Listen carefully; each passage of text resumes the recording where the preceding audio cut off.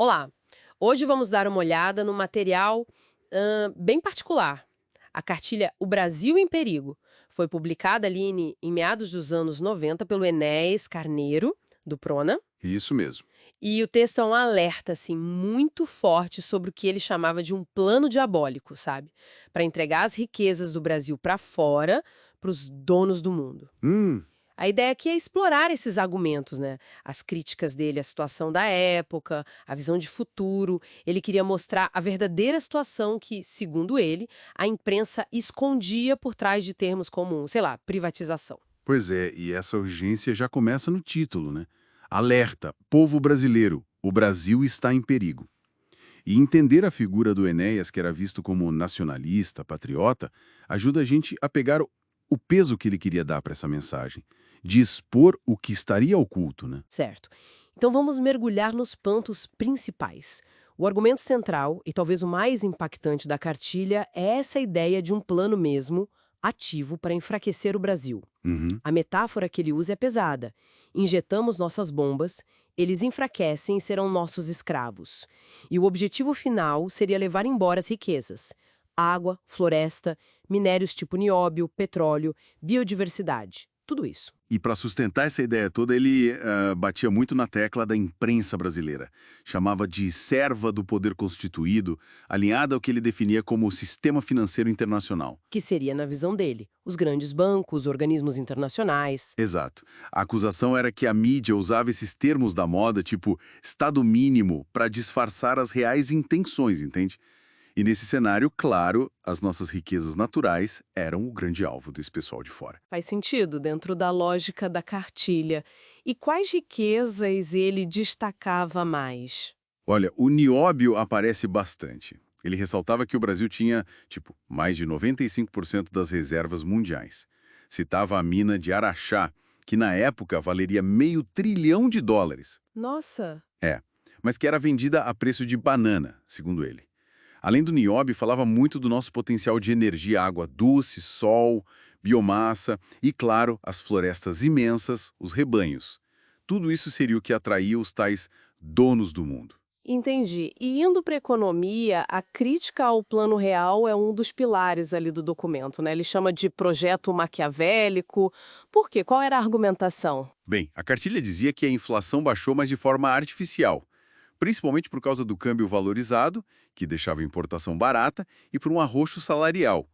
Ele menciona uma perda de 30% do poder de compra quando mudou da URV para o real, sabe? Hum, lembro dessa transição. E aí, segundo o texto, as causas de verdade da inflação, juros altos, impostos, essas não foram mexidas. E a dívida pública? Como entra nessa crítica toda? A dívida interna é outro ponto centralíssimo. O Enéas apontava juros absurdos, ele cita um número, 23,6 bilhões de dólares pagos só de juros em 1996. Bilhões de dólares só de juros. Isso. E dizia que, naquele ano, de cada R$ 4 que o governo arrecadava, R$ 1 ia direto para pagar juro. E o mais, assim, contundente, talvez, é que ele afirmava que a dívida explodiu de 50 bi de dólares em 94 para 180 bi em 97, mesmo com o dinheiro das privatizações entrando. Mas espera aí, como ele explicava isso? Vender estatal e a dívida aumentar tanto assim? A explicação que ele dava era que o dinheiro das vendas, tipo da Excelsa, da Vale, aliás, a Vale ele dizia que valia 1,5 trilhão de dólares. 1,5 trilhão. É o que a cartilha dizia, que essa grana toda mal dava para cobrir os juros de curto prazo da dívida. E ele também ia contra a maré sobre a Previdência. Dizia que dava lucro sim e que a história do déficit era só para justificar vender depois. Então, para ele, o déficit público existia por causa dos juros altos? Exatamente. Um ciclo vicioso, né? O cachorro correndo atrás do próprio rabo, como se diz.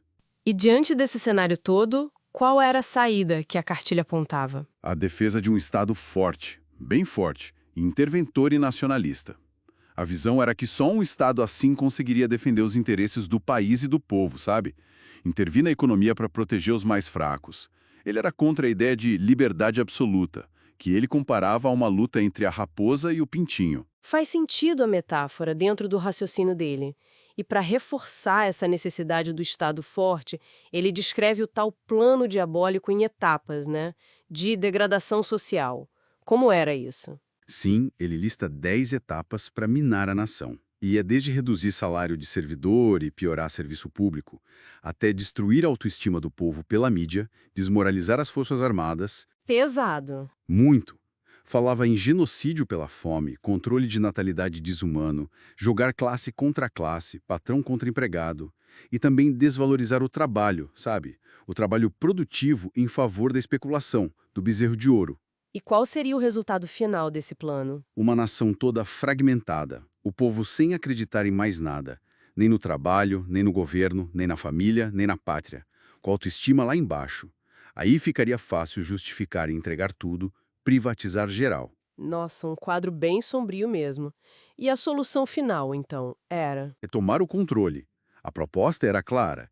O Estado tinha que assumir o papel dele com um governo forte, nacionalista, interventor. E ter coragem de romper com o sistema financeiro internacional. Entendi. Apesar de toda a denúncia, ele projetava um futuro otimista, mas condicionado, né? Com energia, determinação, ordem e disciplina, o Brasil poderia ser a nação mais próspera. E o foco voltava para o brasileiro, o homem brasileiro como a maior riqueza.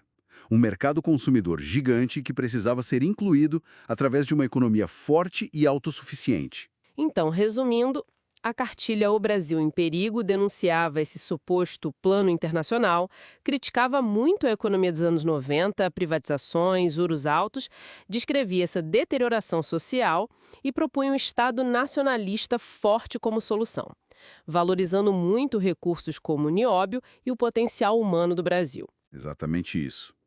E para a gente pensar um pouco, né? Fica a pergunta. Essas preocupações que ele levantou lá nos anos 90, quase 30 anos atrás, sobre como a gente lida com nossos recursos, com a dívida, o papel do Estado, o que disso ainda ecoa hoje? Ou o que mudou completamente nos debates atuais sobre desenvolvimento e soberania no Brasil? Fica aí a reflexão.